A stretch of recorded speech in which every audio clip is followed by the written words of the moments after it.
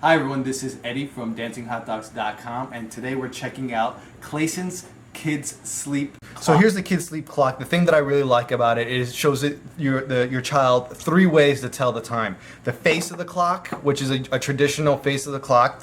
It also has, for younger kids, this little image where basically it tells you when it's on the bottom, it's still time to sleep. When it's on the top, it's time to wake up. And then finally, there's a digital version. So if you're learning how to tell the time, it's nice to have the digital clock so you can make the relationship and start figuring out when the clock is, time to wake up and what time it is. Again, it's very easy to use. It has 3 possible alarm modes: train, cuckoo, and birdsong. So again, it gradually, when the alarm turns on, it gradually gets louder and louder to slowly wake up your child, but ensure that they actually wake up with the alarm. So again, it's a really cool, for $40, it's really simple, and again, for parents' life, it's perfect for trying to train your children to wake up on time, to stay in bed when they need to stay in bed, and and to tell them when it's time to go to bed.